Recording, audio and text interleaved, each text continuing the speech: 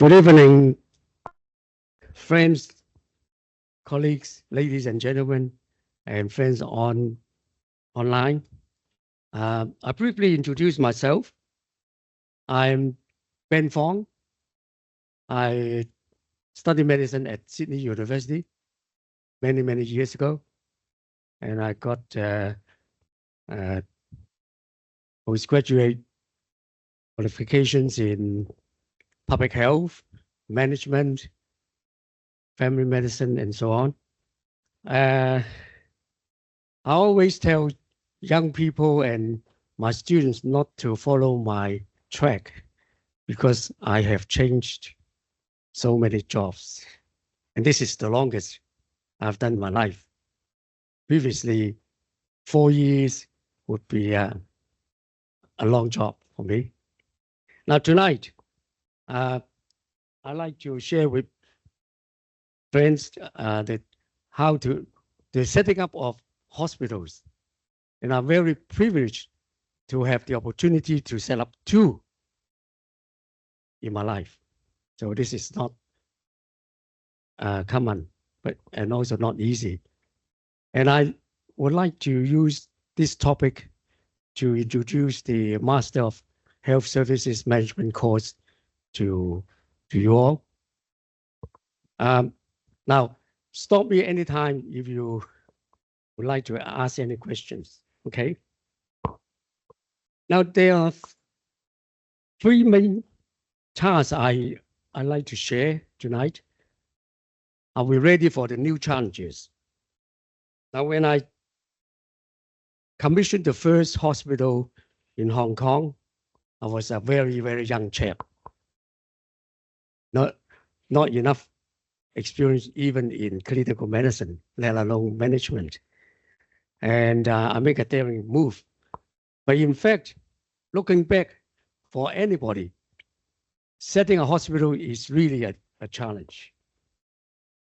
And the second one is more related to the second hospital I set up from scratch, because it's not only a new venture, but also a business owned by one of the richest men in Hong Kong. Now it's his company. And the third one is building capacities, because we need to be innovative and we need to sustain. So capacity in human resources, financial, and other related items will be very important. So this is the first one I set up 35 years ago. It was an old sanatorium, previously the Navy's hospital, more than a century ago, and it was at the seashore. Imagine if you walk from Wan Chai Market to the convention center, all was water. It was the sea. And I commissioned the new hospital many years ago. And that was fairly straightforward in a way, because I did not get involved in the planning, and everything was set to go. And we were supported by the government. And at that time, it was the hospital services department. And also I got great support from the Hong Kong Tuberculosis, Chest and Heart Diseases Association, which operates and owns the hospital. And my colleague is here tonight to support me too. Thank you. And this one is really a big challenge, because it was a hospital planned, built, and owned by a land developer, Henderson Land. And I have never worked in private hospitals before, or even the private sector, but I was given the job. Now here we had something rather innovative. This shuttle bus service was the first one in Hong Kong. for hospitals. Union Hospital was the first one to set it up. And we also were very aggressive at the time. We were holding press conferences every month virtually to promote the hospital because we started from scratch, as I told you. So how are we get prepared? Because it's a changing world. And this term can be used all the time, changing all the time. And there are gaps in service, particularly Union Hospital is in Sha Tin. And before Union, there was only another private hospital in the entire New Territories, where there are about 40% of the population. So it would be the first one. And there's definitely a gap in private services, hospital services. And we need to source a lot of market intelligence. Now, I didn't use the word market research, although 30 years ago, I used to talk to my staff about market research, but in fact, it's not just research, it's intelligence. You have to know what the other, you may call them partners, or they are competitors. For Union Hospital, it's the Baptist Hospital, St. Teresa's Hospital, etc. Okay, so we need intelligence to know where we stand, how we're going to set up the hospital, and of course, we need to know the healthcare system really well, because we need to know where the business will come from. And then networks, definitely for all private hospitals, networking is extremely important, particularly with the local, or I should say, all GPs in Hong Kong, all private specialists in Hong Kong. We like them all to bring patients to our hospital. But then we did have a problem because, as you know, even now, most specialists in private practice concentrate in Hong Kong, Tsim Sha Tsui, Causeway Bay Central, etc. And there's no major medical block in Sha Tin or in the New Territories. It's difficult. And at the time, they could only travel through the Lion Rock Tunnel, which was extremely congested. Okay, so there was a difficulty. Professional affiliation. As soon as I got the appointment from Henderson Land, I turned to Professor Arthur Lee, who gave me 100% support. And Union Hospital was the first private hospital with a university affiliation or collaboration. So the Faculty of Medicine at the Chinese University of Hong Kong was our first partner. Okay. And commissioning team, of course, is very important. I was very lucky that I had a few very experienced colleagues, and the rest of the team were young and they learned fast. And we managed to set up the hospital within 2 years after my appointment. But the license all set up in 2 years. So that's very important. So coming back to the program, when we designed the subjects, we did look into what our candidates or graduates should be equipped with. So to address the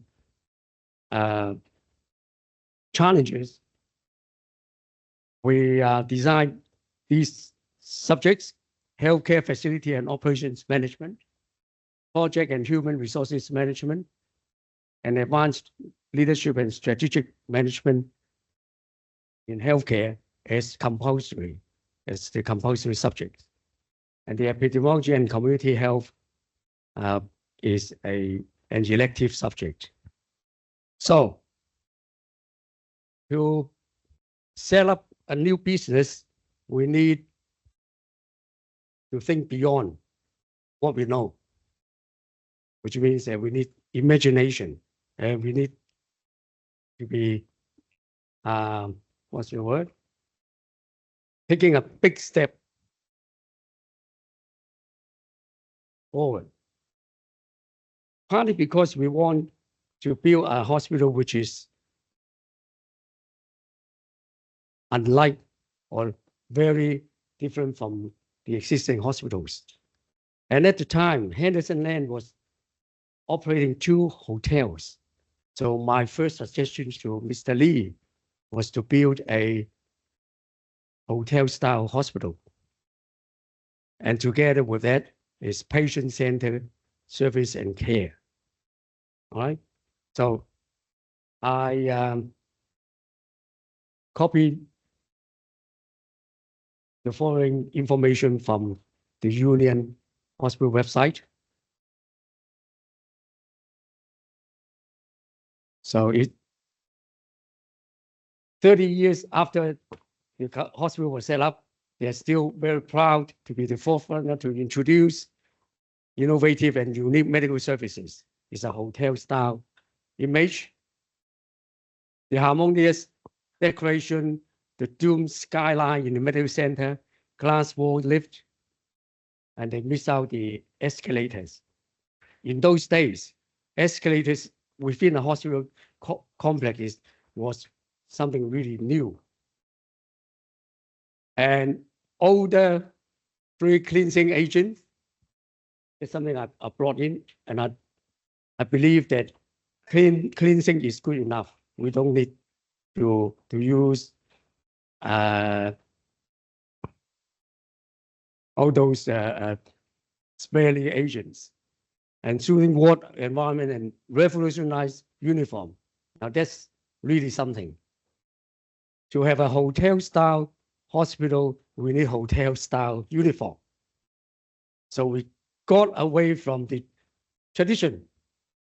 No white dress, no white coat in the hospital.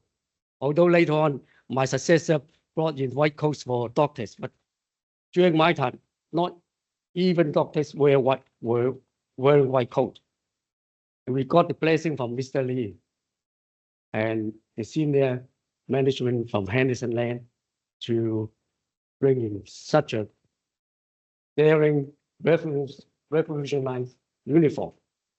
Okay. Marketing. We understood that a new hospital surely need to be known and widely known. And we set up the first marketing department in Hong Kong within a hospital. And I got some good words from the senior management of Henderson Land. They told me that, why did you need a marketing department? We sell properties, therefore we need marketing. I didn't say a word. I just keep doing our marketing activities, and it proved to be correct. And later on, other private hospitals follow suit, marketing. And I also brought in the flat rate pricing strategy, which means that it will be one price for services, operations fees, no matter when it's being taken or done. Because in most private hospitals, they have charges according to the periods. Before midnight, after midnight, before 7, after 7, and so on. So that was right. I also brought in the package charge for maternity, Ho-Chan. I invented it. And later on, it was adopted by the hospital authority when there were a lot of maternity ladies coming across the border 10 years ago. Set price for operations package, which which was also a unique feature, and transparency in pricing. This is a requirement by the government these days. Collaboration with Chinese you already said that. Now, public-private partnership, although it was something promoted in the last 15 years, in fact, 30 years ago, we started a mini public-private partnership. At that time, the Prince of Wales Hospital had a lot of backlog in ultrasound examination requests. And Dr. Zhang Weilun came to talk to me because our hospital was new and we did not have much work to do.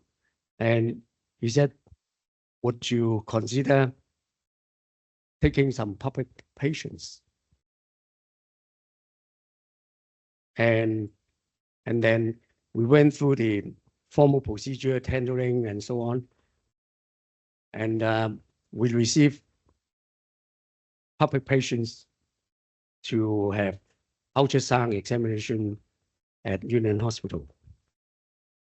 And that was the prototype of public-private partnership. We did it. And the operating room, this is high-tech, which was introduced recently, and also the accreditation, which was started by my successor. Okay, so for a new business, we need to be very, very clear about the company objectives. And I was telling my staff that it is for money. That's it.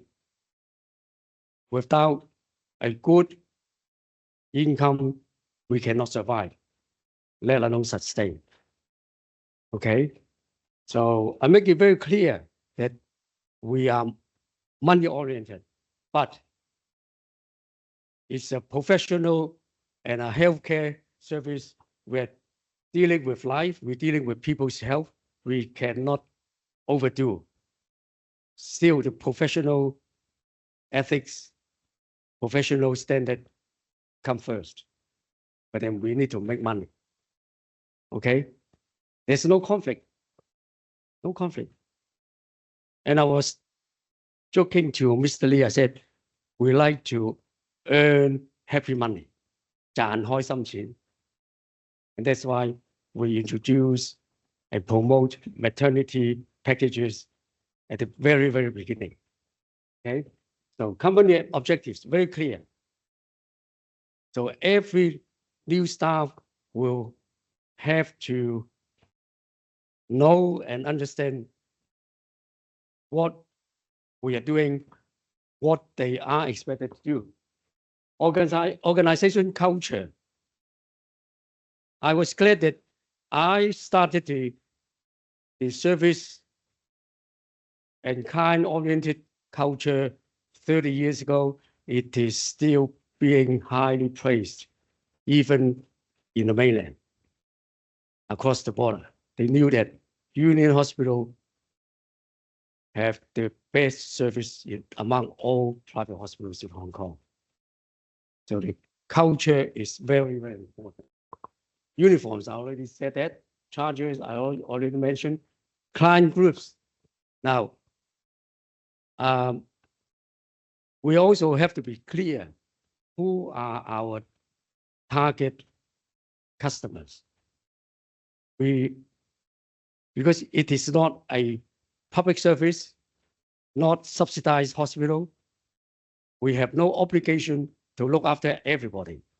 So we have to set which sector we are targeting. So we set it at the middle and upper middle clients. Okay? And I also make it very clear to our staff.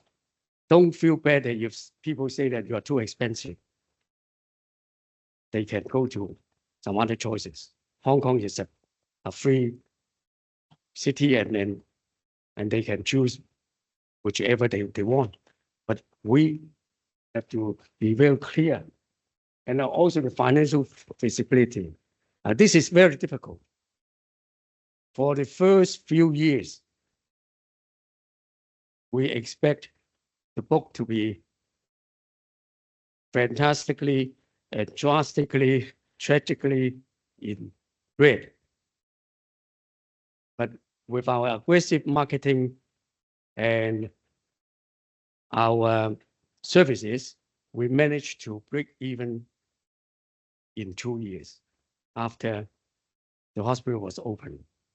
It was opened in 1994.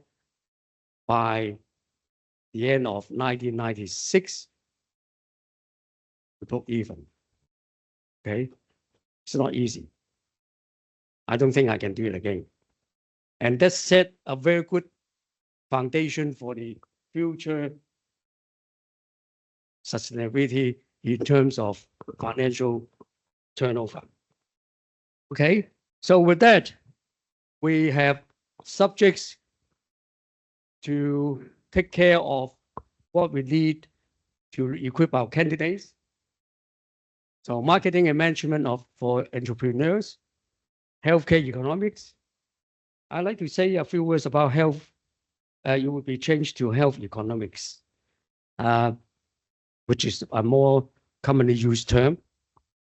I was telling the reporters when I introduced our program to them, I said the financial consideration and the economics for private hospitals are very, very different from public hospitals, as some of colleagues here are working in the public sector. Because in the public sector, you don't really care about the return. And unfortunately, some hospitals are not even care, they don't even care about how much they spend. All right? They don't talk about cost effectiveness. They will just talk about the budget. If we are given so much money, we like to spend it, no matter what. That's the philosophy or the real world practice of the public sector. But in private hospitals, we have to be care about money. We really do. We always talk about return on our investment and the costing. So yes, a very, very different mentality. And secondly, the other thing I was telling the reporter is that in the business world, the kind of economics they're talking about is very different from healthcare, simply because we are not dealing with papers, we are not dealing with machines, we are dealing with human beings. There are always times we don't even think about the cost or the financial input to save life. And this applies not only to public hospitals, but also private hospitals. So that's the difference between healthcare and general business. And that's why we call it health economics. We have a different approach and principle philosophy. And the machine learning subject will be called artificial intelligence. We like to bring in some artificial intelligence and digital health. But essentially, it also involves machine learning and data mining, particularly in the modern days. We are very much controlled by the machines. Huh? So everybody in this room, many people have this little gadget. It is controlling your time or controlling your life. So we must know something about artificial intelligence and the computing part. So this is another compulsory subject. And quality assurance, safety, also very important. So lastly, on building capacities. Now, in all kinds of services and business, we need to have a solid capacity in human resources, in financing, even in our culture. It is a capacity. The capacity not only to run the services or the business, but also to sustain, to develop, and to respond to unexpected situations like the SARS and COVID-19. Hong Kong was caught twice unprepared. I could understand the situation 20 years ago when SARS suddenly appeared. But with COVID-19, we're still quite hand-bound. Not many people really knew what to do and what would be a better way, a better response. But truly, there's no such thing called the right decision, the correct response, because the situation changed too fast for anyone to make a good decision. We cannot blame anybody because it's a natural disaster. No one can get prepared. How can you get prepared? If we could, I don't think the New York State would not have been in such a bad shape. They are struck by the typhoon or hurricane, all right? So for the hospital, I also set up a training and development department. And all new staff would not be doing their job up until after the first week, which means that the first week they spend the whole 5 days in the training and development department. Firstly, to listen to me about the objectives, what the business was, and what they are expected to do. And then they went through a series of training schedules, including telephone manner. You can try. You just dial 2608 1111. I think that's the general inquiry number of a union, because I got the special number from the telephone company, 608, and then the series. And they would answer you, good morning. This is at Union Hospital, Ward 38. I am Ben. What can I do for you? That was the standard training. Instead of why or hello. Okay, this is very important. But unfortunately, my successor brought in a machine that's even worse. No, that's the first contact, first impression. It's very important. Now, we also train our staff in their manner. And one particular example to share with you is I put them all on the wheelchair and the trolley. Let them experience how it feels like when you are pushed on the wheelchair or the trolley. So nobody at Union Hospital will rush, push the trolley very fast, or bang at the corners with the trolley, and etc. Okay, let them experience. They know how the patients will feel like. And now for female staff, I was lucky to employ 3 nurses who used to be flight attendants. So they help to train female staff in their makeup, right? And that's very important. So they will be on duty the week after. So we had the induction week, wheelchair and trolley training, telephone manner, uniform and makeup classes. And that's how we build up the capacity. It wasn't a unfortunate or a pity that in those days the turnover was quite high, and the other hospitals were more than happy to engage the staff, particularly nurses, if they say they were working at Union Hospital. We became the training ground for other hospitals. All right. So that was what I like to share with you in building hospitals.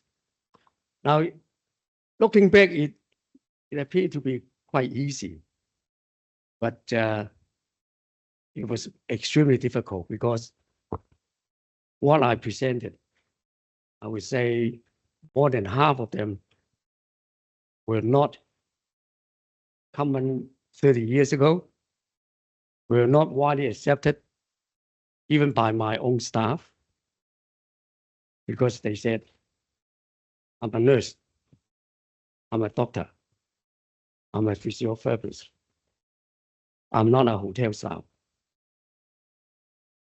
It's very difficult. Okay, so I had to convince them that this is something good, and something good not only for the public, for our society, for the patients, but for themselves.